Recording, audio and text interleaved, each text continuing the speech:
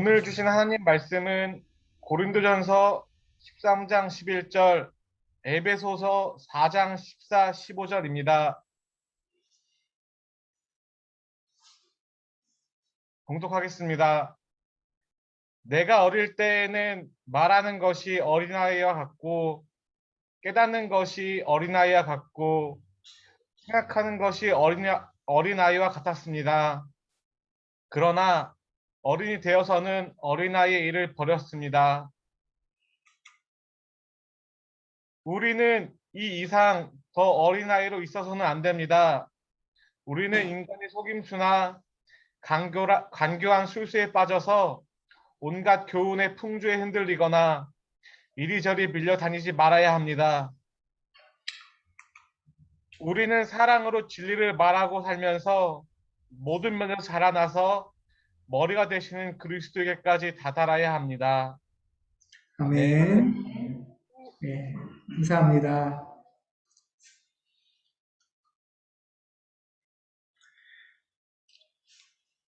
예, 안녕하세요. 안녕하세요. 예,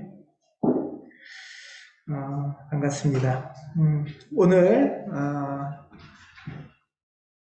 8월 첫 주부터 가온 10년 돌아보는 세 번째 시간입니다. 첫째 주는 가온의 선교, 정의평화로 말 걸기. 두 번째 시간은 아름다움을 찾아가는 길, 영성. 오늘 세 번째 시간입니다. 10주년을 맞이하면서 우리가 그 설문조사를 교우들 여러분께 했었어요. 기억나시죠? 예. 물론 이 코로나 상황에서 교회에 새로 오신 분들은 설문 답하기가 좀 어려웠을 거예요. 사실 그런 아쉬움이 있습니다. 서로 얼굴 보기도 쉽지 않고 또 이경미 집사님 말씀처럼 같이 북대접 잔치나 수박한 밥상도 나누지 못했던 아쉬움이 있습니다.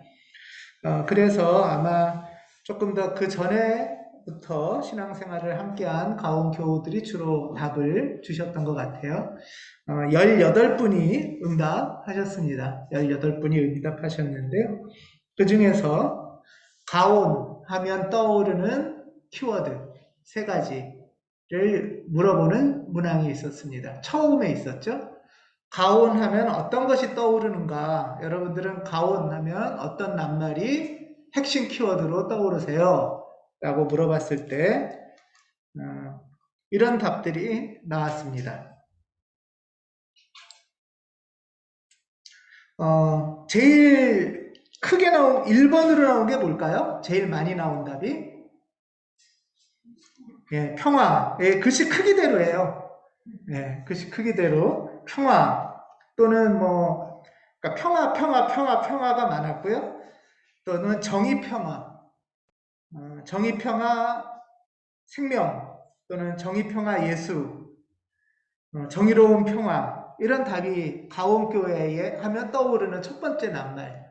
비폭력 대화도 있었어요. 이렇게 정의, 평화와 관련된 낱말이 1번이었습니다. 많은 교우들이 가온 하면 떠오르는 낱말이 평화를 둘러싼 이런 낱말이에요. 그 다음에 두 번째 2위 한 낱말이 뭐냐 하면 가온 하면 떠오르는 두 번째 낱말은 영성입니다. 영성. 침묵. 조금 글씨 작은 글씨가 침묵이죠. 영성, 침묵. 이런 글씨가 제일 많이 나왔어요. 비슷한 낱말들로 경청, 우리 경청 모임 때 했잖아요. 경청, 관상, 향신기도, 또 성서묵상, 떼제 이런 낱말들이 가온 하면 떠오르는 핵심 키워드 두 번째입니다. 그리고 3위가 공동체예요. 가온 하면 떠오르는 배려, 존중 이런 낱말도 있고요. 소모임 또는 따뜻한 가온이 따뜻한 온 해서 가온 이렇게 쓰신 분도 계시고 초록 재밌는 답들 중에 비범한 교우들 뭐 이런 낱말도 있어요. 예, 아주 좋게 표현한 거죠. 특이한 사람들 뭐 이런 걸 수도 있나요? 예. 이렇게 평화, 영성, 공동체가 바로 이어서 세 가지가 나왔고요. 그리고 4위가 대한교회입니다. 사실 이 대한교회는 평화랑도 연결이 될 수 있고 영성하고도 연결이 될 수 있고 공동체랑도 연결이 될 수 있는데요. 대한교회가 이제 그 밑으로 나왔어요. 그 연결되는 낱말들이 예를 들면 개방적, 건강함, 탈보수, 사회참여, 지역선교 뭐 이런 낱말들이 가온하면 떠오르는 낱말들이에요. 예. 그래서 이게 가온교회가 10년을 맞이하면서 우리 교우들은 가온하면 어떤 키워드를 떠올릴까 할 때 이 네 가지가 떠오른다고 합니다. 물론 이게 다 이루어졌다는 건 아니겠지만 이것이 소중하다 또는 이것이 중요하게 가온의 중심으로 자리 잡고 있다 아마 이런 뜻이실 것 같아요. 또는 이런 것들이 가온교회의 중심으로 자리 잡아 가야 된다 이런 말씀이실 수도 있을 겁니다. 저는 이 가온의 핵심 키워드를 여러분한테 여쭤보면서 물론 우리 교회의 표어도 있어서 그런 것도 있겠지만 일반적인 신앙의 키워드랑은 좀 다르다 하는 생각이 들었습니다. 여러분 일반적으로 기독교 하면 어떤 키워드가 떠오르세요? 기독교. 사랑. 예. 또요? 구원. 구원. 예, 그렇죠. 구원. 예, 구원. 예. 또 구원받으려면 어떻게 해야 되죠? 믿음. 이런 거죠. 또 믿고 구원받으려면 회개. 예. 영접. 이런 단말들이 기본적인 한국교회 신앙의 키워드예요. 예. 그러니까 예수를 믿고 회개하고 예수를 영접한다. 그러면 구원받는다. 일종의 CCC의 사형리처럼 그거 이제 좀 더 확장되거나 약간 딱딱해지면 예수 천당 이렇게 되는 거죠. 예, 그런 키워드가 아마 한국 교회의 일반적인 키워드일 거예요. 또는 뭐 성령 충만, 예, 신유 이런 키워드들도 떠오를 수 있고요. 예를 들면 순복음 3중 축복처럼 영혼이 잘 되고 범사에 잘 되고 건강하게 되는 복. 그래서 축복이 떠오르는 경우도 많이 있는 것 같아요. 복. 근데 이런 일반적인 교회의 키워드들에 잘 보면 모두 나 개인과 연결되어 있어요. 내가 어떻게 하면 구원받을까? 내가 어떻게 하면 회개하나? 내가 어떻게 하면 믿음을 갖게 될까? 내가 어떻게 하면 영혼이 잘 되고 건강할까? 이게 다 나와 관련되어 있는 키워드들이에요. 대부분. 내가 어떻게 하면 예수 잘 믿고 회개하고 천국 갈까? 이게 이제 한국교회의 일반적인 신앙의 키워드라고 할 수 있습니다. 그러니까 사실 가온 신앙의 키워드와 조금 많이 다르죠. 한국교회는 지난 100년간 신앙의 어떤 선교, 대중화에 많이 힘써왔어요. 지난 100년간. 해외 선교사들이 들어와서부터. 사실 한국교회가 지난 100년간 대중화, 확장에 많이 힘쓴 결과, 그 수고의 결과가 우리이기도 해요. 그렇죠? 예. 우리도 그렇게 해서 그리스도인이 됐습니다. 신앙이 초기에 소개되고 전달될 때 이렇게 좀 쉽게 소개하고 간단하게 소개해서 바로 그 자리에서 예 믿어요 믿습니다 하면은 그러면 구원됐어 당신 기독교인이야 이런 식으로 이제 하잖아요. 군대 가면은 이렇게 세례를 옛날에는 쫙 뿌렸대요. 군대에서는 이렇게 물 뿌리듯이. 그러면은 전체를 이제 믿는다고 하면은 이제 구원 받고 세례 받고 이러는 거죠. 부흥회 같은 경우를 통한 이런 이제 구원, 영접 이런 것도 많이 있어요. 이것들의 특징들은 다 뭐냐 하면 짧은 시간에 빨리 쉽게 소개하고 기독교를 받아들이도록 도와주는 것들이에요. 그런 면에서 아주 대중화, 확장, 쉬운 소개로 큰 기여를 했는데, 그리고 우리도 사실 그 결과, 그 수고의 결과들이기도 한데, 질문은 이런 겁니다. 앞으로 지난 100년처럼 앞으로 100년의 한국교회도 이렇게 가야 될까? 하는 거예요. 지난 100년 같이 앞으로의 한국교회 100년, 앞으로 한국 기독교 신앙의 100년도 이렇게 가야 될까?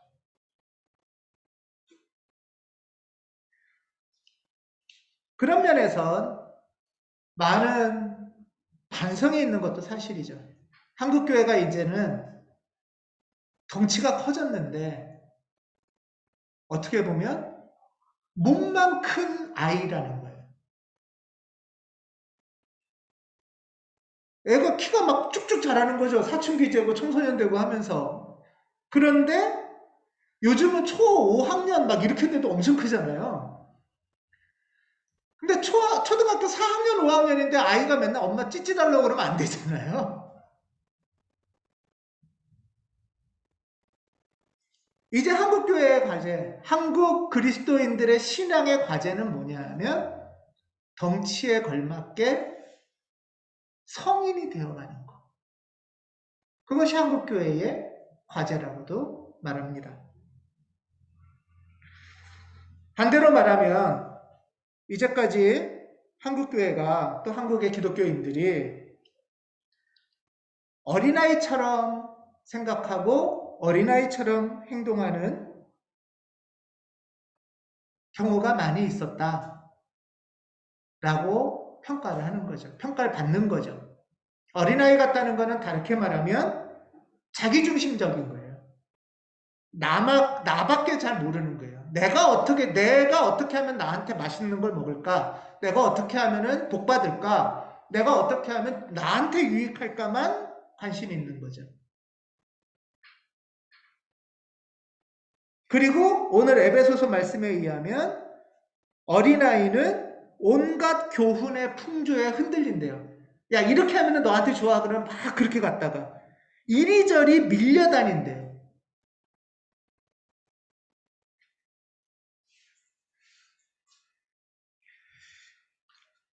다음 100년에 그리스도인들은 성인이 되는 것, 어른이 되는 것, 영적으로, 신앙적으로 성숙해지는 것이 과제입니다.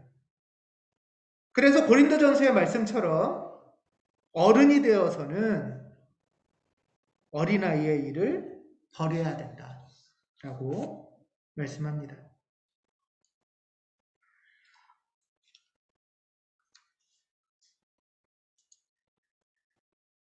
이 말씀에 보면 어릴 때에는 말하는 게 어린아이 같고 깨닫고 생각하는 것도 어린아이 같아요.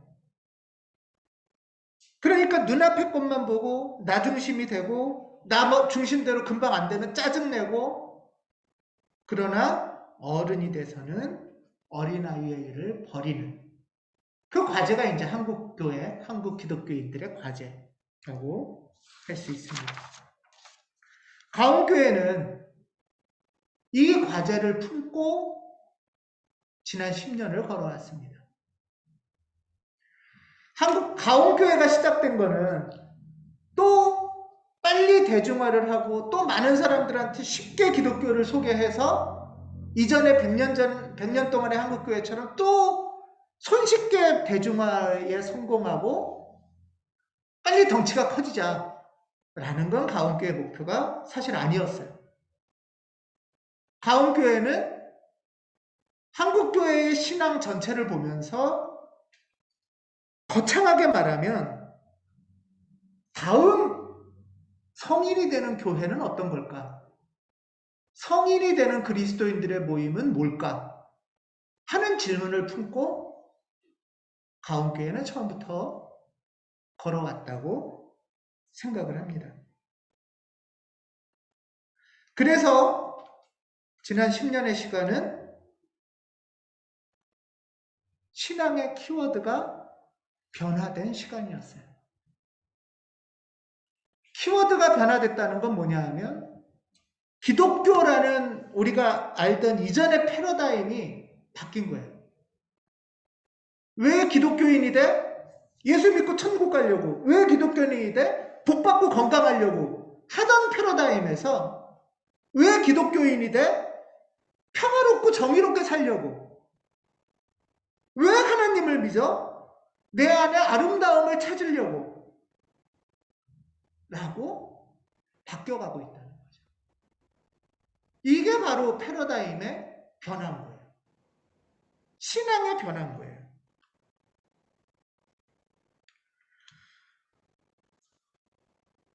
그게 지난 10년간 우리 가온교우들이 걸어온 길입니다.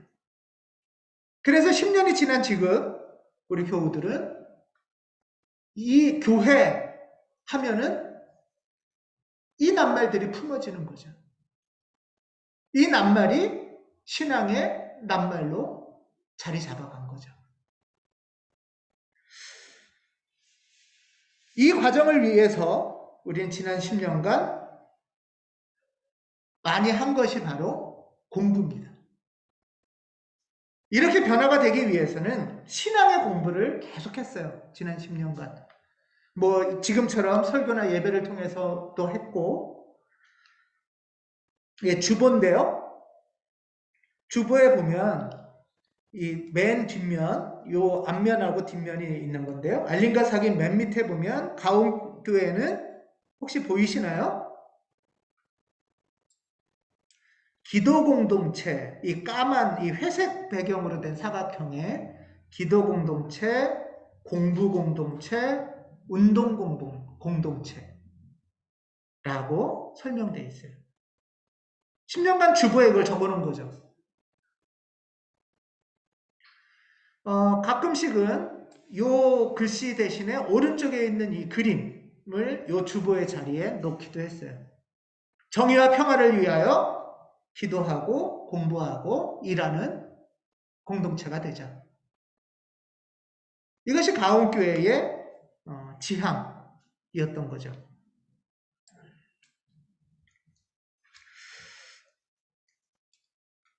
우리가 공부한 것들을 간단하게 좀 살펴보겠습니다. 살펴보면 가장 먼저 한 거는 처음의 제목은 성서 울타리를 넘다 라는 제목으로 성경 공부를 했어요. 제가 주간기독교라는 잡지에서 40주 정도 연재했던 글인데요. 그것을 동탄에 처음 자리 잡을 때 인문학 모임에서 인문학적으로 성경 읽기를 성서 울타리를 너머로 했고요. 그리고 그 공부를 했던 사람들이 함께 모여서 가온교회를 이루면서 가온교회가 2011년 9월에 처음 공부를 시작할 때 8월에 첫 예배를 드리고 9월부터 공부를 시작할 때 주일 오후에 한 게 바로 성서 울타리 넘다예요. 여러분들 그러니까 보통 이 내용은 뭐냐면 한 구약 6주, 신약 한 4주 해서 10주 정도를 성경을 전체적으로 쭉 훑어보는 그런 공부를 했습니다. 그래서 2011년 9월에 처음 시작한 공부가 한 학기 정도씩 하는 거죠. 한 학기. 2015년에도 하반기에 구약만 11주를 했고요. 그 다음에 작년에는 상반기에 수요 모임에서 또 이 성서 울타리를 넘어를 했습니다. 그러니까 한 3년에 한 번씩 한 거죠. 예. 여러분들 성서 울타리 넘어 경험이 어떠셨는지 궁금합니다. 이걸 통해서 여러분들 우리가 공부한 것들이 많이 있는데요. 예를 들면 구약 성경의 가장 핵심 사건은 뭐죠? 출애굽입니다. 출애굽. 구약하면은 여러 가지들이 막 부수적인 것들이 있잖아요. 뭐 11조 가장 중요한 거 또는 성전 짓기 이런 거 아니고요. 구약에서 가장 중요한 사건은 출애굽이에요. 출애굽, 그 다음에 새 계명, 그 다음에 새 계명을 갖고 새 나라 건설. 이것이 구약에서 말하는 핵심이에요. 왜 이런 맥락으로 공부를 했냐? 우리가 성경을 부분 보면 오해가 많고 한국교회가 성경 읽기에서 문자적으로 부분만 보면서 그게 성경인 줄 알고 어디 한 부분에 복 그러면 복 얘기하고 어디 한 부분에 11조 하면 11조 얘기하고 어디 한 부분에 왕 그러면 왕 얘기하고 이래서 성경의 전체 맥락을 파악을 못했기 때문에 전체 맥락에 대한 이해가 매우 중요했습니다. 전체 맥락에 대한 이해로 성서 울타리를 너머를 하고요. 또 수요 모임에서는 2013년부터 수요 모임을 했는데요. 병행을 하는 거죠. 수요 모임에서는 한 권씩을 깊이 봤어요. 예를 들면은 마가복음을 6개월간 공부를 했습니다. 수요 모임에서. 마가복음을 6개월간 공부하고 하반기에는 바울 서신, 오른쪽에 바울의 첫 번째 복음이라는 책을 기초로 해서 바울의 서신을 공부합니다. 또 그 다음에는 상반기에는 봄학기에 요한복음, 가을학기에 고린도전서 이렇게 한 권 한 권을 굉장히 세부적으로 꼼꼼히 읽었습니다. 작년이죠? 작년 작년 상반기에도 수요 모임에서 이제 성서 읽기 모임을 했다고 했잖아요. 성서 읽고 그 마지막에 예언자적 상상력. 이거는 이제 구약의 마무리였고요. 신약을 공부한 다음에는 역사적 예수, 크로스 안에 예수라는 책을 같이 또 봤습니다. 올해 상반기에는 도르테 젤레가 쓴 사랑과 노동, 창세기 1장에 나오는 하나님의 형상이 뭔가를 깊이 우리가 공부했어요. 하나님의 형상은 사랑하고 노동하는 삶이다 라는 것들을 공부한 거죠.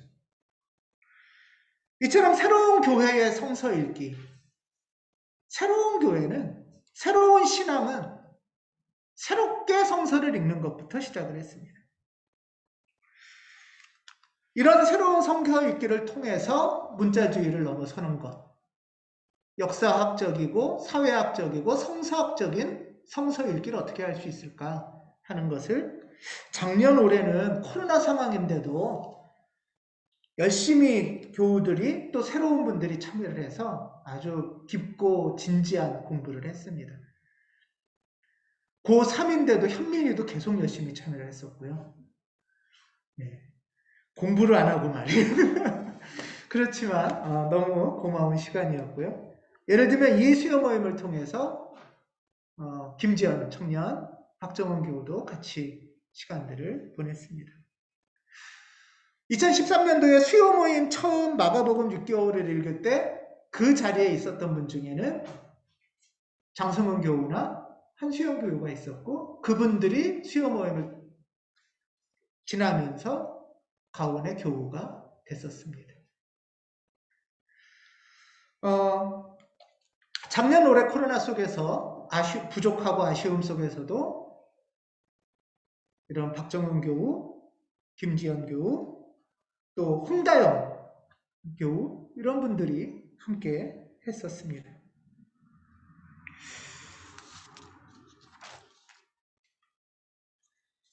우리가 두 번째 성서 읽기와 더불어 두 번째로 하는 영역은 뭐냐 하면요. 신앙의 주제들을 정리하는 공부였어요.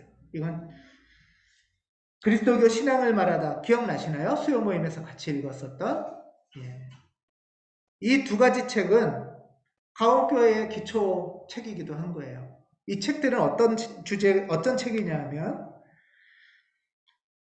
신앙이란 무엇인가? 성서란 무엇인가, 하나님이란 무엇인가, 이렇게 주제별로 정리가 되어 있는 책이에요. 그리스도교 신앙을 말하다의 핵심 중에 하나는 뭐냐 하면, 제발 기독교가 예수 첨단 불신지요, 그건 너무 조그만 거고 그게 다가 아니다. 거기서 패러다임이 바뀌어야 된다 라는 얘기를 계속 반복해서 하고 있어요. 그러면서 전통적으로 말하는 죄, 구원이 원래 그런 뜻이 아니다. 휴거, 천국, 중생이 그런 뜻이 아니다 하는 것들을 같이 읽고 공부했었습니다. 처음에 이 성서 맥락에 대한 성서 울타리를 넘어가 한 3년에 한 번씩 공부를 했었고요. 지금 이 주제의 공부는 10년 동안 2번 했어요. 그러니까 5년에 한 번씩 한 거죠. 그러니까 성서 공부를 먼저 하고 그거에 대한 정리 공부, 또 성서 공부를 하고 정리 공부, 이런 식으로 해왔습니다. 우리가 주제가 계속 바뀐 것 같지만 굉장히 세밀하게 성서와 신앙을 공부해왔고 그 여정을 교우들이 함께 해왔었습니다. 세 번째 주제가 기도 공부입니다.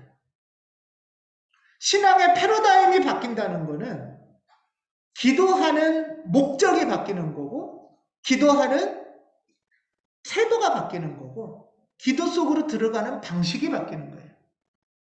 예를 들면 사김의 기도는 추천하기도 했던 책이죠.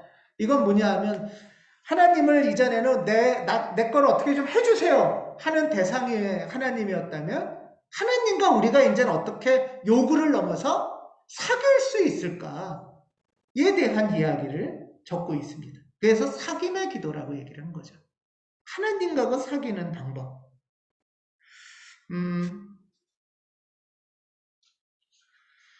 또는 기독교 전통과 영성 기도, 오늘부터 시작하는 영성 훈련, 이런 것들은 그러면 어떻게 통성과 간구 기도가 아닌 기독교 전통의 깊은 다양한 기도를 우리가 접하면서 배울 수 있을까? 다음 한국교회는 어떻게 기도를 해야 될까 하는 것들을 이야기했었습니다. 그 중에 대표적인 우리의 기도 모임 중에 하나가 렉시오 디비나, 성서 묵상이었죠. 이 기도 공부는 이 이론이나 지도나 김유미 집사님이 가온교회에 지난 10년간 사실 영성 지도자로서 개인 영성 지도도 하고 또 피정 지도도 하는, 또 기도 인도도 하는 지도자로서 큰 수고를 해오셨습니다. 이 렉시오 디비나는 요즘 우리에게 유행했던, 한국교회에 유행했던 큐티의 원형이에요. 큐티도 물론 해야 되고 좋아요. 하지만 큐티보다 더 풍성하고 아름다운 기도를 할 수 없을까 하면서 배웠던 거죠. 우리가 구체적으로 배운 기도는 렉시오 디비나가 있고요. 이거는 영어로 써놨는데 성찰 기도입니다. 밴드에 성찰 질문이 있었죠. 그리고 여러분들 이 성찰 질문 기도 갖고 경청 모임이나 원모임 하지 않으셨나요? 그것도 500년 정도에부터 이어져 온 이나시오 규문이라는 기도에서 나온 기도입니다. 렉시오 디비나는 우리가 성서 속으로 들어가서 성서 속에 있는 하나님을 만나는 거라면, 성찰 기도는 내가 하루하루 살아가면서 내 하루하루를 하나님과 어떻게 살아갈 수 있을까 하는 것을 돌아보는, 생각을 많이 하는 기도예요. 이거는. 그럼 생각을 많이 하는데 힘들 때 있잖아요. 생각도 좀 안 하고 오히려 생각을 흘려보내고 좀 쉬고 싶다 하는 기도는 영어로는 centering prayer, 향신 기도입니다. 이거는 나를 휘둘르는 생각들, 나를 휘둘르는 감정들을 흘려보내면서 하나님과 만나는, 우리가 구체적으로 한 기도는 이 세 가지, 렉시오 디비나, 성찰기도, 향신기도. 이 세 가지를 안내도 하고 공부도 했습니다. 여러분들의 지난 10년의 신앙은 이런 공부들 중에 어느 부분이 깊이 새겨졌고, 어느 부분을 통해서 지칠 때 힘을 얻었고, 어느 부분을 통해서 모호하고 답답할 때 발등에 빛이 돼서 걸어나가셨을까 궁금합니다. 어느 한 특정이라고 할 수는 없겠지만 이런 과정을 통해서 우리 교회는 지금 이 자리까지 왔습니다. 물론 공부는 머리로만 하는 공부가 아니죠. 이 기도도 당연히 머리로만 하는 공부가 아니에요. 몸으로 하는 공부고, 가슴으로 하는 공부고, 마음으로 하는 공부입니다. 다양한 행동을 통한 공부도 있었어요. 예를 들면 몇 가지 예만, 워낙 많은데 그 중에 몇 가지만 골라봤는데요. 녹색 전환 윷놀이. 놀면서 하는 공부잖아요. 예, 한수연 집사님이 제안해 주셔서 어떻게 하면은 녹색으로 우리가 전환하는 삶을 살 수 있을까? 윷놀이를 하는 시간들을 가졌었어요. 네, 그래서 윷놀이를 만들기도 했었습니다. 아마 이런 녹색 전환을 위해서 또는 그런 것들을 의식하면서 우리가 예를 들면 창립 7주년 드레스 코드는 초록색으로 입기도 했고요. 또는 그 옆에 주보인데요. 이거는 그림이 조금 작을 텐데 지구의 날을 기억하는 주보입니다. 그리고 2020년에 예배 중에 코로나를 향한 기도문이라는 것도 같이 읽었었습니다. 이런 예배를 드리기도 했어요. 동료 이웃을 향한 발돋움. 차별금지법이란 뭘까? 이것을 신앙적으로 어떻게 볼까? 한국교회는 너무 분란이 많고 논란이 많은데 예를 들면 이거였잖아요. 한국교회가 녹색을 생각하면 드라이브인 예배를 어떻게 봐야 될까? 하는 것처럼 차별금지법을 한국교회는 어떻게 봐야 될까? 혐오와 차별을 어떻게 생각할까? 하는 예배도 드렸고요. 또 한편으로는 성소수자를 축복하다가 교단으로부터 징계를 받는 이동환 목사님을 돕자. 근데 돈이 중요하지 않고 각 가정에 있는 동전을 모아서 모금해서 보내주자 하는 운동을 전국적으로 해서 우리 교우들도, 제 오른쪽에 이 동전이에요. 우리 교우들이 모은. 여러분들이 적은 통을 보내주고 동전을 보내서 엄청 무거웠어요. 그래서 이 동전을 어떻게 하면 우리가 소수자를 혐오하지 않을까? 어떻게 하면은 소수자를 지원하는 분들과 마음을 연결해 볼까? 하는 수고 중에 하나인 거죠.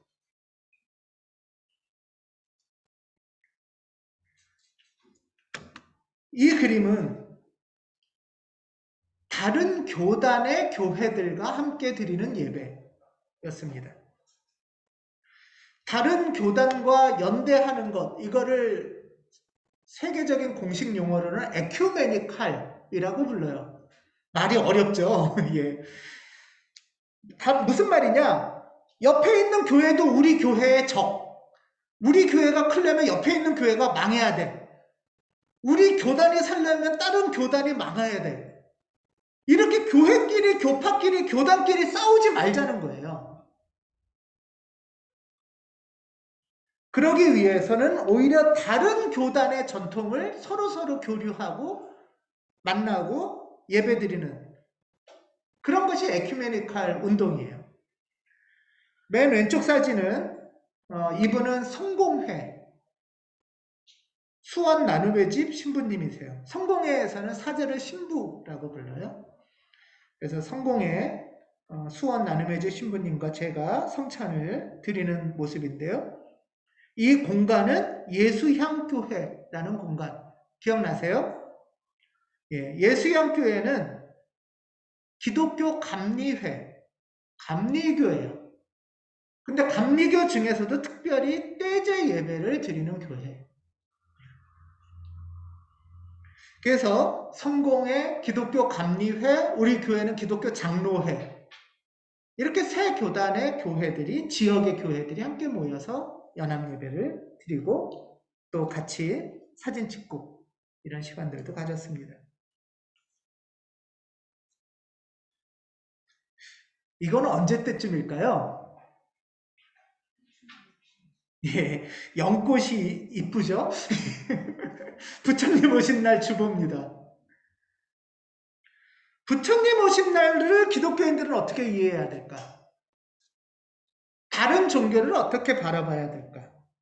하는 마음들을 나눠보고 묵상하는 예배를 드렸습니다.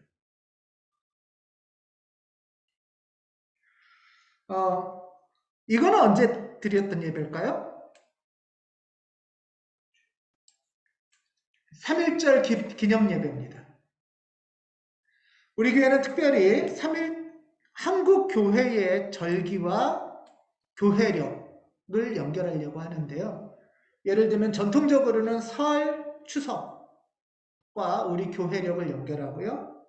또 하나는 우리 현대사, 근현대사의 역사, 예를 들면 3.1운동, 또 5월, 또 세월호 안산, 또 7월에 남북이 분단된 정전협정을 종전선언으로, 평화선언으로 바꾸자는 예배들을 드리고 있어요. 우리가 지구도 생각하고 한반도도 생각하고 이웃종교도 생각하면서 어떻게 정의 평화를 함께 이룰 수 있을까? 공부하는 시간들이고 예배드린 거죠. 이런 과정을 지나오다가 코로나를 만났어요. 2011년부터 2019년인가요? 9년까지 성실히 열심히 묵고 공부하고 기도하고 행동하면서 살다가 코로나를 만났는데 코로나를 어떻게 대할까 하는 게 우리의 또 과제잖아요. 예를 들면 한국교회는 지역 공동체의 안정과 이웃사랑의 마음으로 예배 및 집회 자제 요청을 존중하자. 이게 신앙 억압이고 탄압이다가 아니고 함께 어떻게 안전하고 건강한 생명을 살 수 있을까? 코로나 중에 애쓰신 분이 대표적으로 김도현 목사님이시죠? 지금 소독하고 계신 거예요. 그리고 또 하나는 코로나로 직접 만나지 못하는 아쉬움이 너무 크지만 한탄만 할 게 아니라 각 가정, 지금 여러분들이 온라인으로 줌으로 계신 그 가정의 자리를 어떻게 예배 자리로 만들 수 있을까? 모여서도 좋지만 모이지 못했을 땐 각자의 형편과 처지 속에서 어떻게 하나님을 만날 수 있을까? 하는 것이 이제 성인이 되는 그리스도인들에게 필요한 질문이라는 거죠.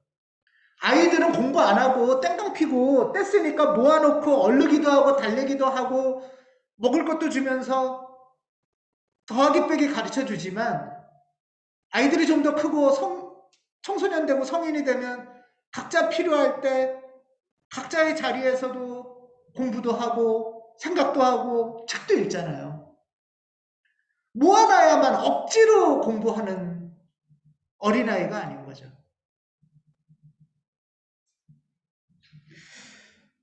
이런 과정들이 우리를 오늘 이 자리까지 오게 했고 이 걸음 속에서 하나님이 우리에게 어떻게 일하셨을까를 돌아보는 시간들을 갖고 있습니다. 다양한 사진들을 조금 더 보겠습니다. 시아락교회 아이들은 2016년에 처음 모임으로 시작했습니다. 이준희 다율들도 아직 얼굴을 제대로 못 봤어요. 온라인 때문에. 예. 이거는 공감 대화하는 것을 우리는 꾸준히 주목하고 있죠. 아직 익혀지진 않아도 그걸 왜 해야 되는지, 그게 필요한 건지 서서히 찾아가는 거죠. 동의가 되는 거죠.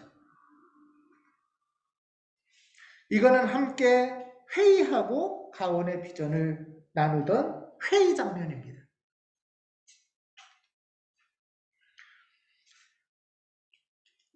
오랜만에 두 분 얼굴 보죠? 책상에 앉아서 글씨 쓰는 것만 공부가 아니라 밥하는 것도 공부잖아요, 우리 교회는. 청년들이 모여서 청년이 주관하는 소박한 밥상을 준비하는 자리. 그럴 때 우리 어떻게 모여서 교우들을 섬겨볼까? 밥을 어떻게 해볼까? 그러려면 메뉴를 뭐로 하고 재료를 어떻게 할까? 또 음식 다 먹고 난 다음에 치우는 걸 어떻게 하고 청소를 어떻게 할까? 이게 사실은 굉장히 중요한 공부의 주제잖아요. 그래서 우리 교회는 예배 때 드리는 성찬, 예배 이후 갖는 소박한 밥상이 이어지는 공부구 예배입니다. 두 분이 해주는 맛있는 떡볶이 같은데 먹고 싶네요.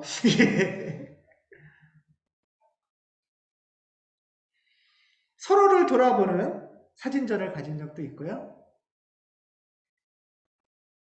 실내 체육대회에 대해서 했습니다. 이거 이경미 선생님, 이경미 교우가 이거 학교에서 이렇게 전통 놀이로 갖고 오셨던 것 같아요. 그래서 같이 했던 기억이 납니다. 네, 이겼다고 아주 흥분하고 있습니다.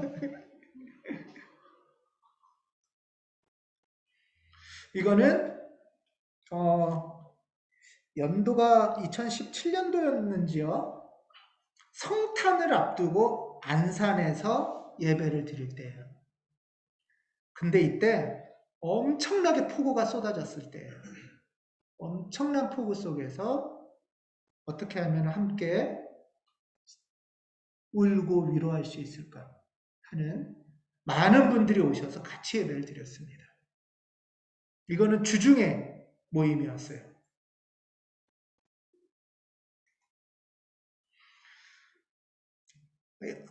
정작 중요한 주인공이 지금 여기 빠졌는데요. 설날이에요. 설날 세배하는 모습이에요. 유하하고 유은이하고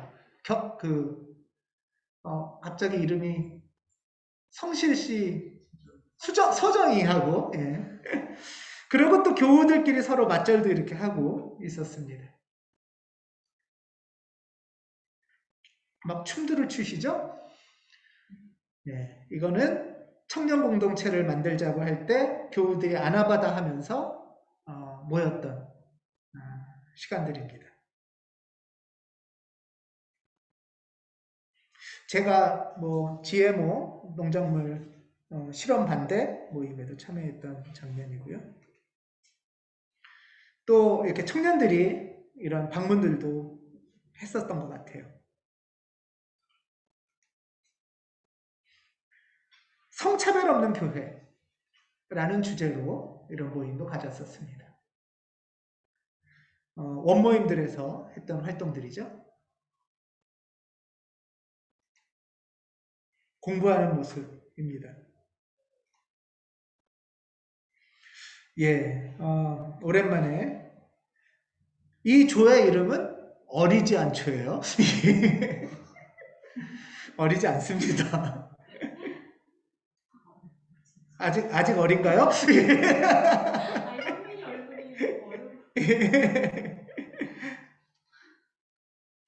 예. 이 원모임 중에서 이렇게 이경미 집사님이 앞장서셔서 이렇게 텃밭을 모여서 같이 몇몇 분들이 이렇게 역할도 했었어요. 텃밭을 해보자. 그래서 네, 수련회 야외 야유회 갔던 장면입니다.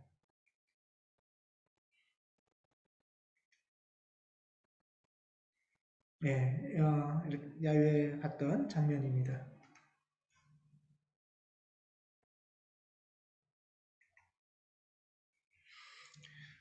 음식을 대접하고 차리고 또 함께 감사함으로 먹고 코로나 중에 제일 아쉬운 게 이걸 수도 있습니다. 예. 성탄이에요.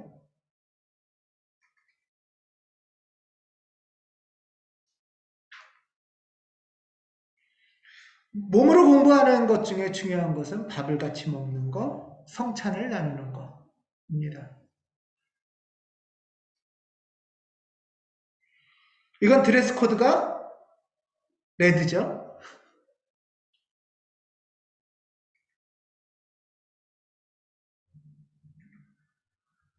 예. 수련회에서 함께 즐겁게 놀았던 모습입니다. 예.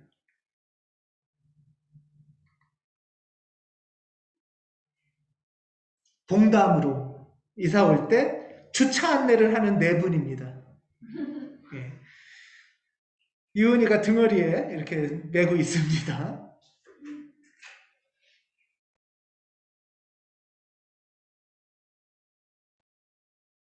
봉담입니다.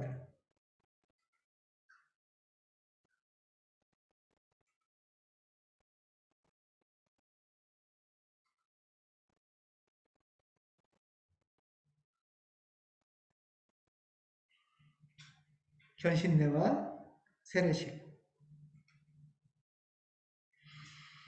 코로나지만 그 가운데서도 우리가 어떻게 하면 부부와 가정을 하나님의 뜻으로 세워갈까? 또 사회적 영성, 특별히 그 주제 중에는 우리의 집 어떻게 바라볼까? 또 우리 안에 있는 요즘 많이 논란이 되고 있고 오해도 되는 페미니즘은 뭔가? 또 노동과 직장 이런 이야기들을 하는 모임입니다. 지금 4주차 모임은 약간 참여자가 줄어들었지만 어떻게 이 질문들을 실제로 계속 이어갈까 하는 것이 우리 과제입니다. 중요한 공부, 함께하는 공부 중에 하나는 청소도 같이 하는 거죠. 예배당의 공간을 청소하는 것, 여러분들이 살고 계신 각 가정을 청소하는 것, 그 공간을 비우기도 하고 단순하고 소박하게 해서 여백을 만드는 것들이 공부라고 할 수 있습니다. 가온의 공부들은 이런 삶으로, 세상으로, 지구로 확장되는 공부들입니다. 이런 모임도 가졌었습니다. 이 공부의 결과가, 지난 10년의 공부의 결과가 우리 교우들이 이 키워드를 인생의 키워드로, 신앙의 키워드로 품기 시작하는 거죠. 인생의 목표를 이 키워드로 삼기 시작하는 것이라고 봅니다. 지난 10년의 시간 애쓰고 수고해서 공부해서 이 자리까지 우리가 왔습니다. 물론 공부하는 게 쉽진 않아요. 쉽진 않지만 우리의 신앙 양태를 비유하면 이렇게 비유할 수 있어요. 내비게이션 신앙과 지도 신앙. 여러분 지도를 보는 거하고 내비게이션 키는 거하고 어느 게 더 편하세요? 내비게이션이 편하죠. 내비게이션은 내가 생각할 필요가 없습니다. 가라고 하면 돼요. 그러다 우회전하라고 하면 우회전하고 멈추라고 하면 멈추면 됩니다. 알아서 가장 좋은 곳으로 안내해 줍니다. 그런데 내비게이션은 한계가 있어요. 내비게이션으로 제가 운전하면은 자주 가는 길도 10번, 20번 가도 내비게이션을 꺼놓고 가기는 되게 힘들더라고요. 그러니까 앞만 가는 길인데도 전체가 파악이 안 되는 거예요. 그냥 눈앞만 보게 만드는 거예요. 눈앞만 보고 명령만 듣게 만드는 게 내비게이션 신앙일지도 몰라요.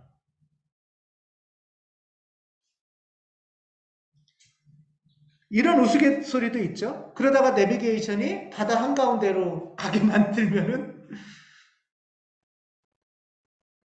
그만큼 내비게이션으로 살아가면 내비게이션이 하라는 대로만 하는 의존적인 삶을 사는 거죠. 판단 없이 무조건 시키는 대로만 하는 거죠. 어린아이 때는, 초보일 때는 그렇게 해야 됩니다. 그게 안전할 수 있어요. 편안하기도 해요. 그런데 늘 가는 길인데도 내비게이션만 꺼지면 막막하고 답답하고 당황해서 쩔쩔매는 사람이 돼서는 안 되지 않겠습니까? 지도는 전체 가운데 내가 어디에 있는지, 그리고 우리가 어디로 가야 할지를 봅니다. 그 가운데서 이 경로가 적당할지, 이 경로가 돌아가도 이 길이 더 나을지도 내가 살펴보고 따질 수 있게 됩니다. 내 인생이라는 지도, 세상이라는 지도 가운데 내가 어디에 자리 잡고 있고 어떤 영역을 목적지로 삼고 어느 경로로 갈지를 분별하는 과정이 지도보기입니다. 실제로 학문에서도 지도 그리기, 매핑이라는 것은 굉장히 중요한 학문 용어예요. 매핑을 하는 것이 우리 지난 10년의 과정이기도 했습니다. 물론 지도를 읽으려면 지도 읽는 공부를 해야 돼요. 근데 공부가 그렇게 쉽진 않아요. 내비게이션보다는 어려워요. 하지만 성인이 되려면, 지도를 보려면 공부를 해야 됩니다. 그리고 실제로 이 공부가 우리가 영어 공부하는 거에 비하면 비교할 바가 없을 거예요. 신앙이 그렇게 중요하고 생명이 그렇게 중요하고 내 인생의 목표가 그렇게 중요한데 그 정도의 수고와 투자와 노력은 당연히 소중하게 해야 되는 게 아닐까. 손쉬운 선택에서 성숙한 신앙으로 우리는 주택을 구입하려고 해도 공부를 해야 되고요. 주식을 사려고 해도 공부를 해야 되는데 그거와 우리의 삶의 공부, 생명의 공부를 비교한다면 어떨까? 쉽지 않지만 함께 한다면 결코 어렵지 않은 생명을 살리는 공부다.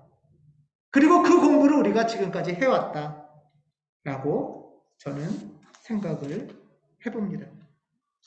이 과정을 통해서 우리가 신앙을 오래 할수록 성장할수록 사고가 깊어지고 내 이해가 깊어지고 세상을 보는 안목이 생기고 그 가운데 이리저리 휘둘리지 않고 분명한 목적지를 찾아서 적당하고 좋은 경로를 나아가는 것이 신앙생활을 하는 목적, 가옥교회로 모이는 목적이 아닐까라고 저는 생각합니다. 생각하는 백성이라야 산다. 이게 함석헌 선생님이 하신 말씀이에요. 비슷하게 존 캅이라는 신학자는 생각하는 기독교인이라야 산다 라는 책도 있습니다. 지난 10년 우리가 이 걸음을 걸어왔습니다. 한 뜻을 품기 위해서 공부하고 배우며 걸어왔습니다. 그래서 이제 이 키워드가 우리의 한 뜻이 된 거예요. 이 뜻을 우리 교우들은 꼽기 시작을 했어요. 뜻이 같은 사람들은 뭐죠? 동지라고 하죠. 뜻이 같은 사람들이 동지입니다. 가온교우는 동지들입니다. 인생의 뜻을 같이 품고 신앙의 뜻을 같이 품으며 한 뜻 안에서 한 목적을 향해서 걸어가는 사람들. 동지가 되는 과정이 지난 10년의 과정이었습니다.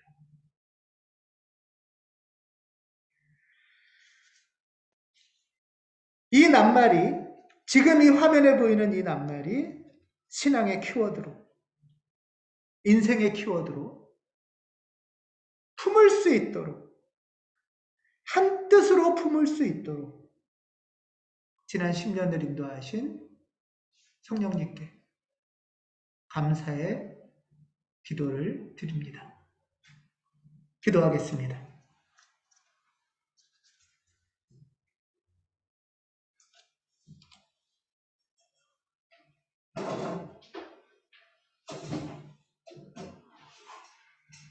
지난 10년의 걸음 가운데 우리를 가르치시고 인도하시고 이끄신 주님 감사드립니다. 당신의 뜻으로 우리의 가정을, 생명이 사는 가정, 평화가 이루어지는 가정이 되도록 더 나아가겠습니다. 당신의 뜻으로 내 안에 숨어져 있는 욕심과 나태함을 버리고 아름다움을 찾아가도록 하겠습니다. 우리의 가정과 우리의 교회가 서로 존중하고 따뜻하고 한 뜻을 품기를 위하여 서로 격려하는 시간들 되도록 하겠습니다. 주님, 한 뜻을 품도록 도와주신 주님, 동지가 되도록 도와주신 주님, 이 뜻으로 말미암아 어린아이의 일을 버리고 세상의 풍조에 흔들리지 않으며 하나님 안에서 예수 그리스도에게까지 다가가는, 모든 면에서 자라는 우리가 되기를 원하오니 복의 복을 내려 주시옵소서. 주 예수 그리스도 이름으로 기도합니다. 아멘.